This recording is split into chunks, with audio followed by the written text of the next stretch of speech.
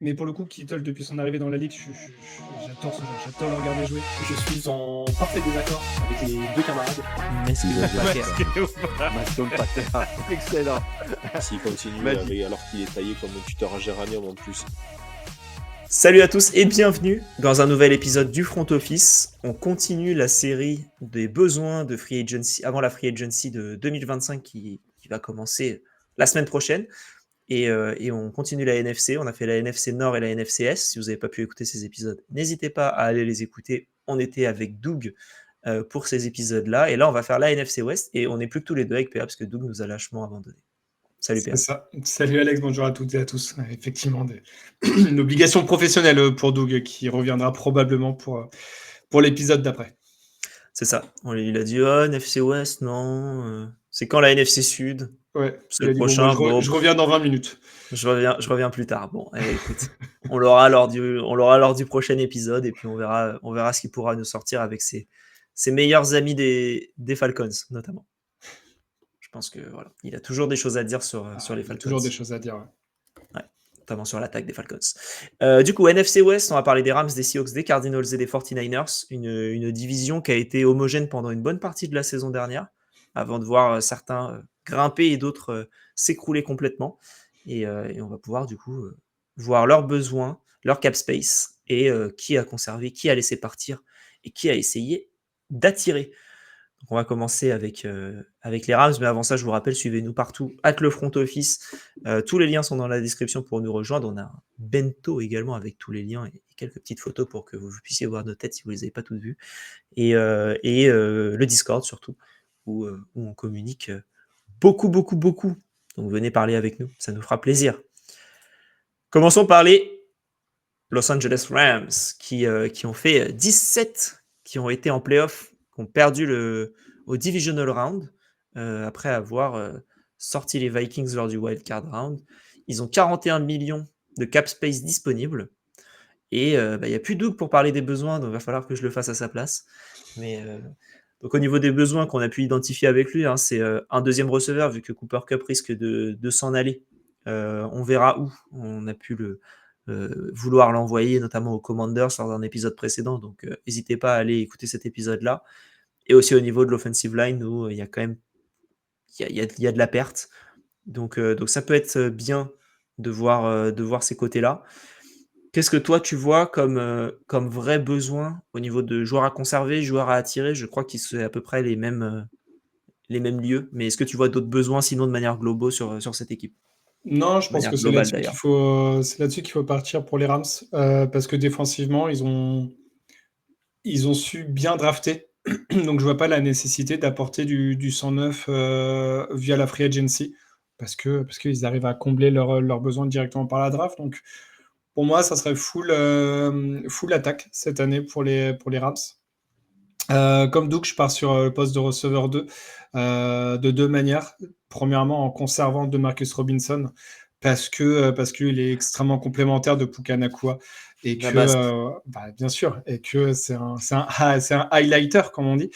Mais la petite blague à part, il y a une connexion avec Stafford qui a été re-signé pendant l'intersaison. Et puis sur le free agent à attirer, c'est peut-être pas forcément clinquant, mais je pense qu'un Darius Slayton, vraiment pour prendre la profondeur, laissé libre possiblement en tout cas par Cooper Cup, ça ferait sens du côté des Rams. Ça permettrait beaucoup plus de verticalité et des jeux encore plus soignés de Sean McVay pour libérer également de l'espace pour Karen Williams. Voilà, je pense vraiment que c'est le type de receveur qui peut prendre la profondeur, qui est un petit peu sous-exploité chez les Giants et qui, dans une attaque qui tourne beaucoup mieux, peut vraiment faire des stats extrêmement intéressantes. Alors non, ce n'est pas un receveur numéro 1, mais en tant que 2 ou 2 bis, je pense que ça Ils peut en ont déjà largement un. faire l'affaire. Ils ont déjà un receveur Ils 1, en ont ils en déjà ont un, 2 bien sûr. aujourd'hui. Donc, Ouais. moi, je suis assez d'accord avec toi. Je cherchais un joueur dans un profil qui pourrait plaire aux Rams. Et je me suis dit, en fait, un joueur qui pourrait plaire aux Rams, c'est peut-être un joueur qui a déjà été aux Rams. Donc, je regardais et moi, j'en avais deux. J'avais Brandon Cooks ou Robert Woods en fonction du budget que tu as envie de mettre sur ton joueur. Parce que Robert Woods, ça va être au salaire minimum, je pense. Brandon Cooks, ce sera 4-5 millions, je pense, par an. Je ne vois pas une franchise mettre beaucoup plus que ça sur lui aujourd'hui. Donc, Voilà, un de ces 2 joueurs-là me plairait bien du côté des Rams parce que, bah, ils connaissent déjà le système, pour l'adaptation, ça peut le faire et pour mentorer, je pense, un receveur qu'ils pourront prendre, éventuellement à la draft, ça pourrait être intéressant aussi. Il y a une grosse profondeur au niveau des receveurs dans les tours à partir du 2-3e, donc ça me surprendrait pas qu'ils prennent un joueur à cet endroit-là pour complémenter Nakua On n'en et a pas voilà. parlé, mais peut-être sur le poste de tight end à la free agency ou à la draft. Ça pourrait être intéressant parce que là, à l'heure actuelle, voilà, c'est quand même une room qui me semble assez faible avec Tyler Higbee, avec Hunter Long, avec Colby Parkinson. Je pense que Ouais. ça ferait sens pour eux d'apporter vraiment un vrai bon tight end numéro 1. S'ils arrivent à en trouver un, on l'a dit, hein, sur la free agency, c'est compliqué parce qu'il n'y a Il pas y a beaucoup rien. de noms. Il y a que Zach Ertz. Ouais, Zach Ertz. Moi, j'aime beaucoup aussi le profil de Juwan Johnson Ouais, des je m'en doutais, Saints, ouais. que je trouve intéressant. Mais potentiellement à la draft. En l'occurrence, là, on parle de free agency, mais ça peut être considéré aussi. Ouais, assez d'accord avec toi. Assez d'accord avec toi. Donc, du coup, toi, tu vois plutôt voilà, des Marcus Robinson, Darius Slayton et Puka Nacua. Beau Mm. trio. Enfin, un trio sympathique. Complémentaire surtout. C'est ça qui, moi, Ouais, m'importe. Ouais. c'est vrai. Et après, du coup, à voir ce qu'ils font, ce qu'ils pourraient faire lors de la draft. Et au niveau des joueurs à laisser partir, il n'y a pas grand monde que ça qui Mm. est free agent, hein. C'est ce que je me suis dit aussi. Donc, bah, j'ai quand même ressorti un nom, mais c'est un peu par défaut. Ça serait Jimmy Garoppolo. Euh, Parce que Stafford arrive sur sa fin de carrière, on a vu que peut-être potentiellement il hésitait à arrêter ou pas, ou en tout cas c'était un petit peu ressorti dans les médias. Donc je trouverais ça pas déconnant de prendre, de drafter peut-être un quarterback à la prochaine draft, au deuxième, troisième tour, pour le faire couver derrière Stafford pendant, mettons, 2 ans. Parce qu'on a vu que là, la QV a l'air assez brute. Voilà, c'est vrai qu'en termes de talent, ça manque pas forcément de talent, mais très brut. Et donc, du coup, de rester derrière un mec comme Stafford pendant 1 an ou 2 ans, pour moi, ça ferait sens du côté des Rams pour anticiper un petit peu l'avenir. Donc, c'est pour ça que Garoppolo, 34 ans, c'est pas forcément l'avenir. Donc, autant le laisser partir. Combien même il coûte pas très cher, parce que là, il est actuellement à 3 millions la saison. Donc, bon, pour un Ouais, QB2, c'est pas énorme. Ouais. ouais. C'est Mais pas tu l'as énorme. dit, hein, en free agency, il n'y a pas beaucoup de joueurs. Il y en avait un qui me semblait évident, c'était Alaric Jackson, le left tackle, mais il a été re-signé juste avant l'enregistrement de l'émission, il y a 1 ou 2 jours. Non, hier. Donc, bah, finalement, ils ont déjà comblé un besoin qui aurait pu être prégnant de leur côté sur le poste de left tackle. Ils ont re-signé leur propre joueur sur 3 ans. Bon, bah voilà, hein, bravo à eux. Franchement, ils font pour l'instant une intersaison remarquable. Ouais, ouais, ouais, assez d'accord. Bon, bah, rien de plus à rajouter sur les Rams qui, de toute manière, vont réussir encore à gagner la draft à partir du 4e tour. Et voilà, et ça va bien fonctionner. Et bravo à eux. Passons du côté de Seattle. Seattle, pareil, hein, pas beaucoup de joueurs free agent de leur côté, on aura le temps d'en parler, mais et tant mieux, parce qu'ils ont fait du coup un bilan de 17, mais avec la strength of schedule, ils sont restés comment dire, hors des playoffs. Ils ont moins 10 millions de cap space disponible, donc il va falloir faire des petites manœuvres et des petites manigances histoire de comment dire, de trouver son compte. Je pense que ça risque d'être faisable assez facilement. J'ai pas regardé encore, comment dire, plus en détail que ça, les joueurs que tu peux cut, etc. Mais je pense qu'il y en a quand même quelques-uns. À voir après si tu le fais ou pas. Mais au niveau des restructures, si tu restructures des contrats déjà avec un contrat restructuré, tu peux le faire. Donc à voir s'ils le font ou pas. Il y a aussi des rumeurs de départ de DK Metcalf en ce moment, avec une offre apparemment sur la table des Seahawks de la part des Packers, qu'on verra un tour de draft et un de leurs receveurs dont on a pu parler lors de l'épisode précédent qui arrive en free agent la saison prochaine. Donc voilà, est-ce que c'est via ça qu'ils arrivent à faire de la place?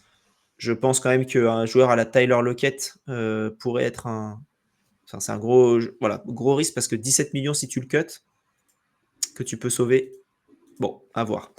Mais bref, on diverge un petit peu. Au niveau des besoins, du coup, on a pu le voir lors de la saison. Et Doug c'est ce qu'il a souligné, et je suis totalement d'accord avec lui. Mais l'intérieur de la ligne offensive, c'était une cata. Et surtout le poste de centre, avec, je pense qu'on a tous comme image dans la tête les snaps ratés qui étaient lancés n'importe comment par le centre qu'ils avaient, et qu'ils ont toujours, il me semble, parce que j'ai pas, C'était Forsyth, je crois, qui doit être free agent. euh, Je crois que c'était lui. je vois pas de free agent en tout cas côté. Bon, après avoir, je vais regarder un peu plus en détail, mais j'ai pas vu je l'ai pas vu en free agent. Je pense qu'il est free agent dans les années suivantes. Mais ouais, donc voilà un peu les besoins qu'on a pu identifier, surtout l'intérieur de la ligne, parce que bon, le reste, tu t'en sors assez. Tu peux t'en sortir. Donc voilà. Qu'est-ce que tu veux rajouter, toi, de ton côté, sur des choses que tu as pu identifier? Plutôt l'aspect offensif, un petit peu de la même manière que les Rams. Les Seahawks, ils ont réussi à bien se renforcer via la draft et un peu la free agency sur les années précédentes. Le joueur, malgré tout, à conserver, je partirais en défense avec Jaran Reed parce que pierre importante de la défense. Il a 32-33 ans, donc il a aussi cette expérience-là de la ligue. Je suis pas sûr que tu le re-signes à un tarif trop élevé. Là, il touchait 4 millions cette saison. Je pense que tu peux le re-signer à peu près à un tarif similaire la saison prochaine. Et puis, ça permet aussi de couver, encore une fois, les jeunes qui sont arrivés sur les 2-3 dernières années, notamment Byron Murphy, sur le poste de D-tackle. Donc, voilà, tu gardes cette expérience-là, ce côté aura, capitaine, etc., que tu avais perdu déjà avec le linebacker, dont j'ai perdu. Wagner? Oui, Bobby Wagner, l'année dernière qui est parti aux Commanders. Tu gardes voilà, un capitaine de défense et je trouve ça extrêmement important pour une équipe. Assez d'accord. Assez d'accord avec toi. Toute l'expérience que tu peux garder, je pense, du côté des Seahawks, il faut l'avoir. Tu as un head coach qui n'est plus putain, Pete Pete Carroll. Carroll. Donc l'expérience ne vient plus au niveau du papy de l'équipe ou du papa de l'équipe. Et donc il faut que ça arrive un peu plus côté joueur. Donc je suis assez d'accord avec toi. Tous ceux que tu peux garder, il faut les garder. Après, avoir le prix que ça va être. Mais bon, 33 ans, je pense pas qu'il va être sur quelque chose de monstrueux, ou du moins ce ne Non. sera pas sur de nombreuses années. Qu'est-ce que tu vois comme joueur à attirer? Ou à laisser partir? Fais comme tu veux. Ou les deux ensemble, vu qu'ils sont assez liés. Ouais, ça serait les deux ensemble parce qu'ils sont liés, puisque c'est le même poste. Moi, je laisserais partir Laken Tomlinson, pas pour faire du jeunisme, mais c'est pareil, il a 32-33 ans sur le poste de garde gauche. Il a joué tous les snaps la saison dernière. Ouais, mais du coup, je le remplacerai par un joueur qui est dans la même division, Aaron Banks des Niners, puisque plus jeune, pareil, beaucoup d'expérience de ce côté-là. Je pense qu'il coûterait un petit peu plus cher que Tomlinson, mais bon, si tu arrives à faire un petit peu de place, je reste persuadé que ça sera un upgrade pour la ligne offensive et pour protéger Geno Smith. Ouais. Ouais, de toute manière, tout ce que tu peux faire là, je pense aujourd'hui pour protéger Geno Smith, faut le faire. Il y a énormément je trouve qu'il y a beaucoup de gardes quand même en free agency cette saison. Est-ce qu'ils sont tous bons? Non. Mais il y en a quand même pas mal, donc tu as du choix. Voilà, à voir ce que tu peux récupérer. Niveau centre, c'est un peu plus compliqué, mais il y en a quand même pas mal. Donc ouais, ça peut être. J'aime bien. Moi, tu connais mes types de carrière sur Madden. Donc moi, dès quelqu'un à 30 ans, ça dégage. Donc lui, là, ça fait déjà 3 ans qu'il est là et voilà. Attends, les Ken. Non, mais bon, j'exagère volontairement. Mais ok, très clair. Est-ce que tu as quelque chose à rajouter sur les Seahawks de manière générale? Il peut y avoir beaucoup de changements, tu l'as dit, un DK Metcalf, possiblement voilà, sur le départ. Tu as l'impression qu'il va y avoir un petit peu de changement côté offensif avec des joueurs dont on s'y attend moins. Enfin, on trouverait ça en tout cas étonnant, avoir la contrepartie, mais c'est vrai que ça fait plusieurs saisons qu'on entend parler de DK Metcalf. Je comprends pas trop pourquoi d'ailleurs, parce que c'est un super joueur, mais bref. Ouais. Je pense que l'explosion de JSN fait en sorte que tu as envie de faire autre chose. Moi, je trouve que ce serait une énorme connerie, mais bon, c'est comme ça. Geno Smith, il lui reste qu'un an. Qu'est-ce qu'ils font avec en fait, lui? c'est si tu perds Lockett et Metcalf dans la même saison, ce que tu as dit, Lockett, c'est clairement un candidat pour être cut ou une restructuration à voir. Mais c'est vrai que son dernier match, son dernier match laissait vraiment penser que c'était son dernier match avec les Seahawks. Donc à voir. En fait, tu te retrouves avec un trio qui tournait plutôt bien, même si Lockett était moins ciblé avec l'explosion de JSN. Mais tu peux te retrouver avec uniquement Smith Njigba en tant que receveur 1 et potable de l'équipe en une intersaison. Ça peut devenir compliqué. Ouais, assez d'accord. Je regarde un peu s'il y a des rumeurs de cut pour Tyler Lockett. Ouais, visiblement, hein, parce qu'il y a. Mais c'est bizarre que ça m'étonne que ce soit toujours pas fait. Ça dépend si c'est avant ou après le 1er juin par rapport au... Ça change rien. Ça change rien. Okay. Non, parce qu'il lui reste qu'une année de contrat, donc ça change rien au niveau. J'ai l'impression. Ouais, non, ça change rien. Donc bon, À voir. À voir ce qu'ils font. Mais voilà, je pense qu'il va y avoir beaucoup de changements côté receveur du côté des Seahawks. On va passer maintenant aux Cardinals, qui ont, eux, une intersaison qui risque d'être excitante. Parce qu'ils sont en 8-9 avec un coach qui fonctionne plutôt pas mal avec les armes qu'il a. Et, ils ont fait 8-9. Ils ont surtout 74 millions de cap space pour la saison prochaine, ce qui fait un des plus gros cap space. Je crois que c'est le 4e. Mais j'ai un doute, évidemment. Donc, il va falloir que j'aille chercher cette info-là. C'est le 5e plus gros cap space de la ligue. C'est toute la ligue. Ouais. Enfin, si tu prends l'effectif cap space, c'est le 4e. Si tu prends le cap space, c'est le 5e. Mais voilà, ils ont des besoins, notamment au niveau de la ligne, que ce soit en termes la ligne défensive surtout, et des receveurs, parce que Marvin Harrison était beaucoup trop seul en poste de receveur, wide receiver, parce que tight end, ils ont très McBride et ça fonctionne très bien. Mais voilà, il y a certains besoins au niveau de la ligne, et il me semble que c'est quand même quelque chose que tu as pu aussi identifier toi de ton côté avec les joueurs que tu veux attirer. Oui, exactement, pardon. Moi, je tenterais un splash move de leur part en essayant d'attirer Josh Sweat, le edge rusher des Eagles, pour consolider, solidifier et apporter vraiment de la qualité sur l'aspect défensif. Ils ont drafté Robinson l'année dernière, qui a été constamment blessé. À voir s'il arrive du coup à performer sur son année sophomore, mais du coup, ça ferait un binôme extrêmement intéressant. Et puis, j'oublie pas qu'il y a Dennis Gardeck qui avait explosé en tout début de saison dernière, qui s'est blessé très rapidement, qui est free agent. Donc, peut-être qu'ils vont pouvoir aussi le re-signer à un tarif extrêmement friendly. S'il continue sur la lancée qu'il a eu avant sa blessure, ça pourrait faire un trio intéressant pour le pass rush. Donc, pour moi, les Cardinals doivent vraiment miser sur les lignes et notamment le pass rush pour enfin laisser de moins de temps possible l'attaque adverse sur le terrain et laisser plus de temps à leur propre attaque. Ouais, assez d'accord. Assez d'accord. Josh Sweat, c'est vraiment le joueur. Je pense que ça va être celui qui va prendre le plus gros contrat. Enfin, le plus gros contrat par rapport au poste qui peut, comment dire, de manière globale. La saison qu'il a faite, elle est excellente. Je le vois pas signer aux Eagles. Je pense que ça va être très compliqué. Ouais, c'est très bon choix. J'aime beaucoup. T'as parlé déjà du free agent à laisser partir ou j'ai raté quelque chose? Non, bah si tu veux enchaîner vu que c'est le même poste. Ouais, c'est même pas, c'est un edge. Ils ont tenté le pari Baron Browning, qui était avant chez les Broncos, qui s'est fait piquer la place par Nick Bonito, et on a vu le résultat que ça a eu pour les Broncos. Ils l'ont pris avec un tour de draft pendant avant la trade deadline de cette saison. Le fit n'a pas eu l'air de bien fonctionner. Après, Browning, il a été blessé aussi la saison dernière, donc il a mis du temps à revenir, à voir s'il le re-signe ou pas. Moi, personnellement, je laisserai partir, ou en tout cas potentiellement tester le marché, parce que je pense que lui, sa cote a bien baissé depuis 2 ans. Et s'il peut revenir à un tarif un peu plus préférentiel, à voir. Mais je me saignerais pas pour le garder dans mon effectif, en tout cas, pas à l'heure actuelle. Je comprends. Et par contre, un que tu as envie de garder absolument. Ouais, Kelvin Beachum, tackle, 35 ans, oui. Mais écoute, il a encore fait une plutôt bonne année cette saison. Si tu peux encore une fois consolider la ligne offensive en gardant les joueurs qui ont été titulaires et qui ont bien performé, faut garder absolument. Faut garder cette stabilité. Et ensuite, essaye de prendre un mec en free agency, plus compliqué, mais en tout cas à la draft, au 2e, 3e tour pour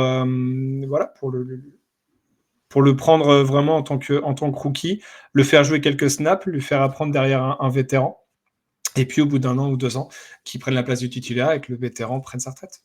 Ouais, ils ont aussi, sur la ligne, ils ont aussi Evan Brown, le centre, qui est free agent, qui a joué tous les snaps quasiment. À voir si c'est quelque chose qu'ils vont faire, mais bon, quand tu as confiance en général en ton centre qui a 29 ans, je pense que je serais pas surpris qu'ils le re-signent en tout cas. Donc à voir. Mais surtout, le poste le plus important, leur long snapper est free agent. Donc va falloir le re-signer. Ouais, en sachant que le punter, il est vraiment nul, donc genre vraiment. C'était Palardy, il est absolument infâme. Bah, lui, il est free agent, donc je pense Ouais, j'ai vu. que Et c'était un des mecs que je voulais mettre en ne pas, ne pas re-signer. Parce qu'il a été chez les Patriots et je te garantis que c'est un des pires punters que j'ai vu de toutes les années que j'ai pu regarder la NFL. Il est infâme, il est vraiment mauvais. Et il a gardé ses statistiques immondes chez les Cardinals, donc à mon avis, il ne sera pas re-signé. ne sera pas re-signé tout court. Tout court. On espère pour le bien de la NFL. Totalement, totalement. Eh bien, allons parler de la dernière franchise de NFC West, qui est les San Francisco 49ers, qui ont fait une saison absolument catastrophique l'année dernière par rapport à là où on les attendait, du moins, et même de toute manière une saison mauvaise tout court. Ils ont fini en 6-11. Voilà, une saison avec vraiment beaucoup de blessures un peu partout et ce qui a été compliqué pour eux de s'en sortir. 45 millions de cap space disponibles pour la saison à venir et beaucoup de besoins. Voilà, donc de ce que Doug voyait, c'était parce que lui, c'est son dada. Il disait les tranchées, les tranchées, les tranchées. Offensive line avec un centre notamment et des defensive tackles. Voilà, c'était un peu les demandes de Doug au niveau de cette free agency. Je vais regarder ses notes parce qu'il m'avait envoyé ses notes. Voilà, la O-line et surtout un centre digne d'une équipe élite et un defensive tackle pour aider Bossa qui était beaucoup trop seul défensivement. Qu'est-ce que toi tu vois comme besoin si tu veux ou est-ce que tu as envie de directement enchaîner sur les différents free agents que tu as mis en avant? Non, en besoin, je rejoins ce qu'a dit Doug. Je rajouterais encore une fois sur le poste de cornerback c'est compliqué. C'est comme les Lions, c'est compliqué de leur côté depuis de nombreuses années. Donc, je parlerai moi d'un cornerback qui ferait sens selon moi pour signer chez les Niners et j'expliquerai pourquoi. Mais sinon, OL et DL, ça, je le rejoins complètement. Et du coup, moi, le joueur à conserver parce qu'il a été absent quasiment tout au long de la saison. On a vu que son absence a été extrêmement préjudiciable. Ça serait Javon Hargrave, le defensive lineman des Niners.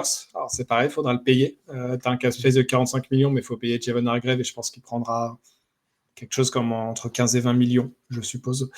Mais on a vu l'année dernière, en tout cas l'année 2023, quand il était chez les Niners, avec Bossa, ça a fait des étincelles. Donc, ils sont allés jusqu'au Super Bowl. Donc, ils ont besoin, Bossa a besoin de Hargrave. Je pense que l'inverse est vrai aussi.